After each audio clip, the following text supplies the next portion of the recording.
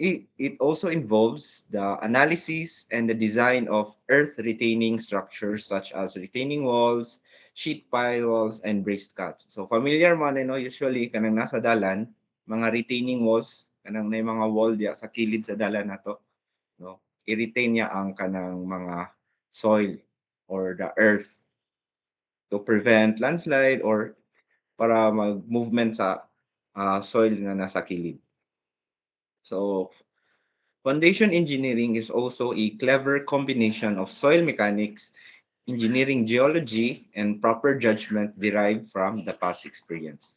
So to a certain extent, ginatawag po siya nga art. So mo ang factors before no, designing a foundations. So first is the load that will be transmitted by the superstructure to the foundation system. So we have to know first unsa ka dugaton nga tong ang i-carry sa atong foundation. Next is dapat kabalo ta sa local building codes. So we have different local building codes sa different pod nga especially kanang nations. So lahi ta building codes kay lahi man og ang soils no ang property sa soil sa isa ka nasod especially pod ang factor na is ang weather. So lahi sila og building code sa uban makita ninyo ang na-building code regarding sa snow sa ato dili man applicable so dili ta magbuhat ana og code. So pero kung moadto ka sa lain nasod so you have to study ilang building codes dito kay lahi man ang ilang application dito. So next is the behavior and stress related deformability of soils that will support the foundation system. So kailangan nato studyhan ang soil nga kung aha mo sandig or aha mag-rest ang atong foundation. Next is the geological conditions of the soil under consideration. So just the same sa atong letter C. So these are the four factors no para i-consider in designing foundations. General knowledge na siya. So the geotechnical properties of a soil can be assessed through kani sa laboratory testing makuha ta og grain size distribution, plasticity, compressibility, and shear strength, and other more. So, kanina, perform ninyo, I think, sa inyong soil mechanics. So, other field nga testing, so lahi ang laboratory o sa field nga testings. So, nadia ang FDT or the field density test, the borehole test, and plate load test. So, these are among the examples sa mga different testings present sa laboratory and the field testings. So, geotechnical properties of soil. First is the index properties of soil. The various properties of soil which would be considered as index properties are first, the specific gravity. Next is the size and shape of particles. And the last one is the relative density or the consistency of soil. So, kani mga importante ni sila no, in designing for foundations. So, grain size distribution, kabalo naman mo ano, no? The grain size distribution of coarse grain soil is generally determined by the means of sieve analysis. So, sa inyong soil mechanics, naka-listing na mo aning sieve analysis?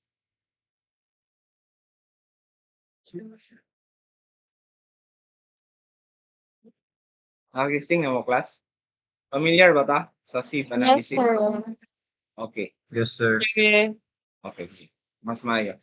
For a fine grain soil, the grain size distribution can be obtained by means of hydrometer analysis. So kani I think is wala no. So ato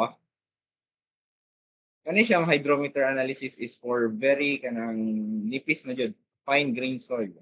Fine grain soil.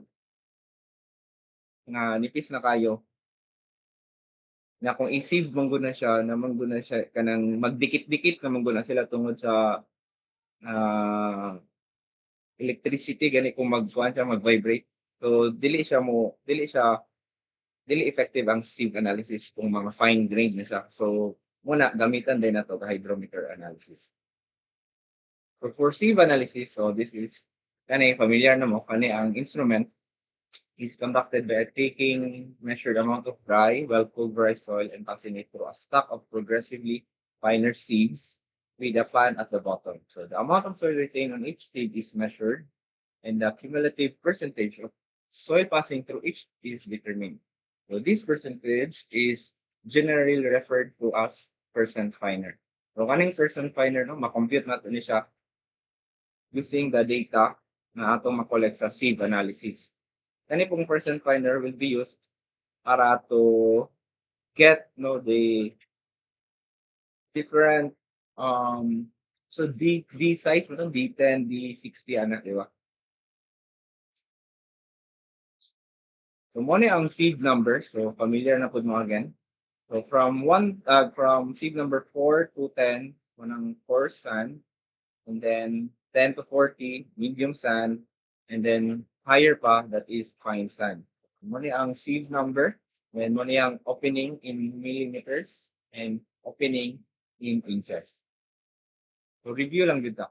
So hydrometer analysis is based on the principle of sedimentation of soil particles in water.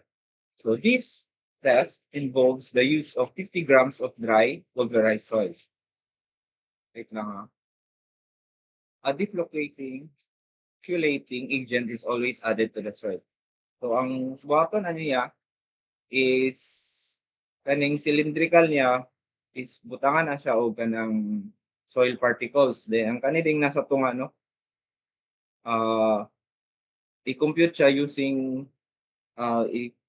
magkuhan man siya kanang maglailahi man ang buoyancy dayon sa different soils or ang kabuuan sa soil. So i-measure din siya kani siyang diri, kani siya diri, na siya yung measurement nakatatak diya. Kanidaan is para makatindog ang ato ang kani nga instrument. So kani diya mga particles sa atong soil. Ibutang siya diya. So kung unsa ka lubong ang kuan diri, ang instrument, makita din nato ang measurement diri sa taas. For the distribution curve, mo na siya itong mabuhat no sa kung analyze sa og soil. So naa diri mo ang percent finer sa y-axis versus the diameter no, the particle size in mm. So natin ginatawag na D10 or also known as the effective size. This parameter is the diameter in the particle size distribution curve corresponding to the 10% finer. And then, naputay, itawag nga uniformity coefficient, CU. So, in order to get this, we will use this formula where D60 is the diameter corresponding to the 60% finer. So, kung diri sa graph, nara diri ang D10, kani mo i-project D10, kani diri mong data. And then, muna siyang D60, i-project nimo diri sa imong graph, mo din na imong data. Is the coefficient of gradation or CC. So we will use this formula, the D30 squared over the D60 times the D10. And then sorting coefficient is another measure of uniformity and is generally encountered in geologic works and expressed as SO is equal to the square root of D75 over D25.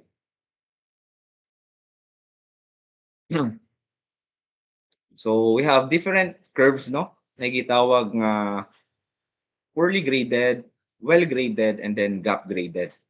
So nga na ang mga itsura nila. For the poorly graded, for the curve one, it is called the poorly graded. Kani siya. Kana.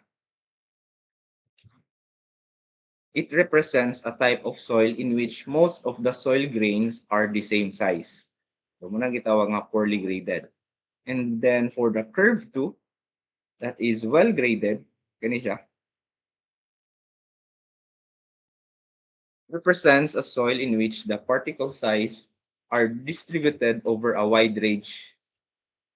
So, well graded siya kay well distributed po ang iyang particle size. And then lastly is the poorly graded. Poorly graded gani siya. It represents a soil that might have a combination of two or more uniformly graded fractions. This type of soil is termed gap graded. Gap graded pala. Oh. Curve with a hump in which some of the intermediate size particles are missing. So for the size limits for soil, so naatay duha ka organization nga ginagamitan or ginagamit nga system, that is the Unified Soil ani siya or ASTM ani siya, no, and then AASHTO. So sa Unified mo din ang boundary sa grain size. So kung matawag siya gravel, if 75 mm to 4.75 mm. And then sand yun para kani, and then silt din sa kani ang grain size. Sa AASHTO naman lahi po ang iya. So gravel niya is 75 to 2 mm, then sand 2 to 0.05 mm, then silt ang iya ang 0.05 to 0.002, then clay is lesser than 0.002 mm. So lahi-lahi po ang ilang gihatag nga mga standards. Natay gitawag pod na Atterberg limits. Kani si Albert Atterberg, a Swedish scientist, developed a method to describe the consistency of fine-grained soils with the varying moisture contents. So mao na siya nagbuhat sa aning kani nga graph wherein yang gi-classify ang solid, kani semi-solid, plastic, and viscous liquid. Gigamit niya ang moisture content versus the solid volume. So at a very low content soil, a very moisture content soil behaves more solid. So kung low kay siya moisture content, ang soil is ga-behave siya more likely a solid. Pag taas naman, muna siya mo behave siya as a water or may flow like a liquid. So muna again, ang behavior that can be divided into the four basic states: solid, semi-solid, plastic, and liquid.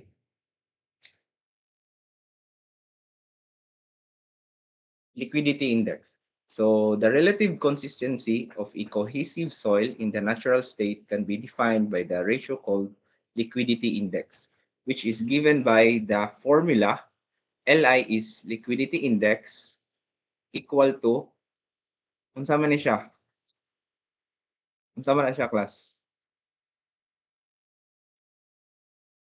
Moisture content, sir. Okay, moisture content minus, unsa man din na? Plastic limit, sir. Okay, minus plastic limit over the liquid limit minus the plastic limit. So naani siya diri, may balik ka. Ano yun? The shrinkage limit, plastic limit, and liquidity limit, liquid limit. The in situ moisture content for a sensitive clay may be greater than the liquid limit.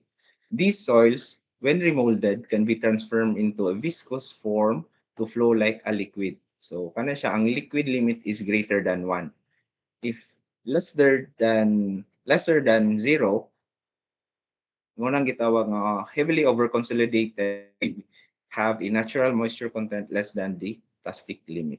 So, heavily over-consolidated soils, less than 0. Ang liquid index niya, liquidity index. So, si Skempton developed a formula for the activity, kitawag nga activity. To observe that the plastic index of a soil increase linearly with the percentage of clay size fraction that is percent finer than 2 mm by weight. The correlations of the plastic index with the clay size fraction for different clays plot separate lines. So this difference is due to the diverse plasticity characteristics of the various type of clay minerals.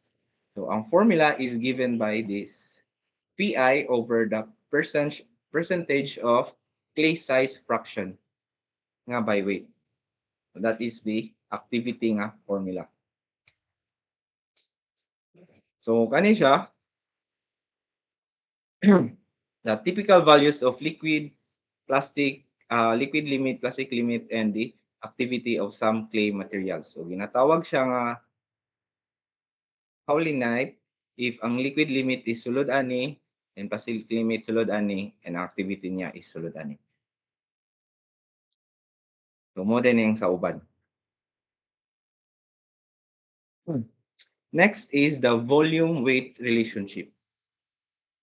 So a total volume of a soil sample is equal to total volume of a soil sample is equal to Vs is the volume of the solids plus the volume of the voids, that is Vv. And then volume of the voids is equal to ano siya? The volume of the water in the voids plus the volume of air in the voids. So mao na siya ang total volume V, this one is equal to Vs plus Vv or equal to Vs plus Vw plus Va. Klaro ta?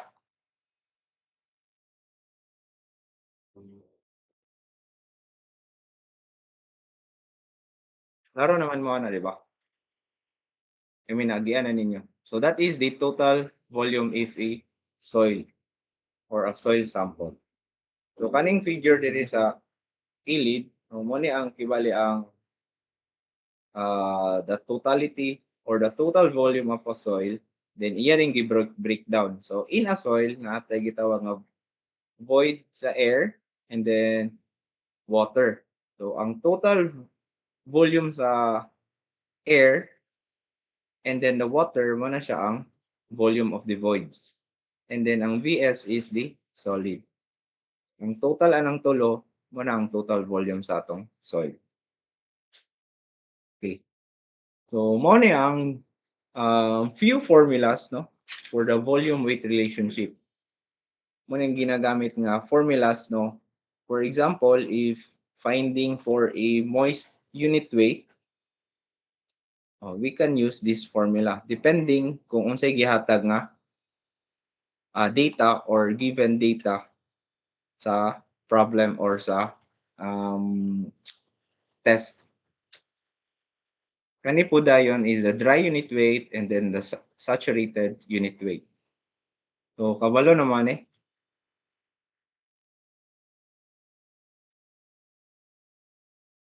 Kabalo naman eh class. Sige, unsa man ang GS?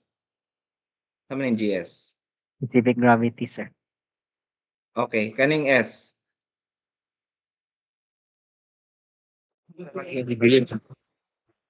Ha? Degree of saturation. Okay. Unsa man ang E? Void ratio, sir. Okay. So klaro ta? Kani siya all throughout sa ato ang subject magamit yun na siya. So example, if we need to find the dry unit weight of a soil sample, so sometimes ihatag lang is the kaning for example ang kaning S or GS, specific gravity or the void ratio. Unsa man ning N? Porosity, sir. Porosity. Okay, so usahay kanala ang given, then you have to find the dry unit weight using those given. So i-familiarize ninyo daan or review the different formulas in getting the moist unit weight, dry unit weight, and saturated unit weight. Bali-balihon ram gyapon na. Okay? So the soil classification system, mo ni kaganiya, we have here the AASHTO, or also known as the American Association of State Highway and Transportation Officials. That is AASHTO. And then the ASTM nila, ilang gitawag is the Unified Soil Classification System. So mo ning kaning duha ang ginagamit for the soil properties. For the AASHTO, it is originally proposed by a Highway Research Board's Committee on Classification of Materials for subgrades and granular type roads. So, classify nila ang ilahang soil kaning A1 to A8. So na sila table ana. Then corresponding dayon nga mga data. Kung kanusa ka makaingon or kanusa mosulod ang soil depending sa makuha nato nga data, ano sa siya makaingon ta nga A1 siya or A2, A3, A4, taman A8. Okay? Next is the GI or the group index. So, for qualitative evaluation of the desirability of a soil as a highway subgrade material, no, we will use the group index. So, kani dayon ang formula nato nga gamiton. I think familiar gyapon mo ani. So this one here is the plasticity index, the liquid limit, and then the different constants.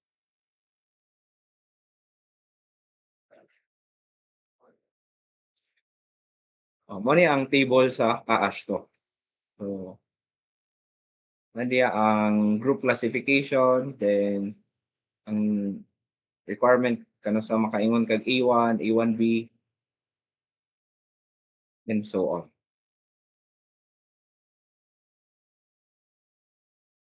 And then we have the USCS. So, it is originally proposed by A. Casagrande in 1942 and was later revised and adopted by the United States Bureau of Reclamation and the U.S. Army Corps of Engineers. So this system is currently used in practically all geotechnical work. So lahi po ng ila ang table gigamit and ang mga data. So we have here the different symbols and then the description. So if G, that is gravel, S is sand, M silt, and so on. So nasa table nga gihatag. This is what we call the plasticity chart. So sa x-axis, that is liquid limit, and then the y-axis is the plasticity index. So kaning A line, no? A line dapat kabalotana that is PI equal to 0.73 times the LL minus 20. So tanan na mo fall above the A line is clay. And then tanan nga mo fall ubos, that is silt, no? Cl clay, C clay sa taas na. And then ang below, that is M, kung kaganiha, kita ninyo, M is silt. C is clay. So ibangga-bangga gyapon nato na if given tag liquid limit na i-project na nimo, let's say that natay liquid, a soil sample has a liquid limit of 60, diri ka mo project. Dayon, mingon din siya nga ang iyang plasticity index is 40, i-project din na nimo. So diri siya mo fall. That is CH. If ang gihatag is plastic limit, no? You have to solve for the plasticity index. Let's say ang gihatag is liquid limit and plastic limit. So, dapat i-solve nimo una ang plastic index para makuha din nimo ang iyang corresponding nga data. Okay? So, mo din ang iyang table, no, for the Unified Soil Classification System or USCS.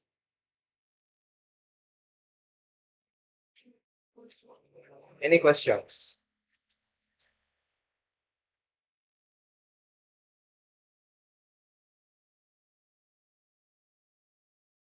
More on review lang dito siya, no? Sa inyong next discuss.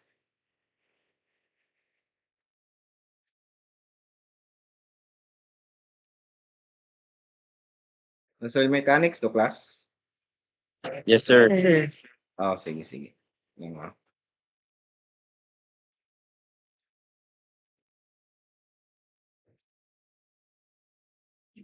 Wait lang.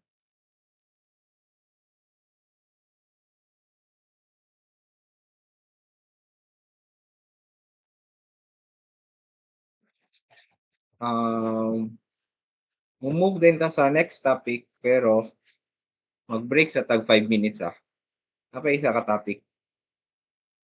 So, 5-minute break ni.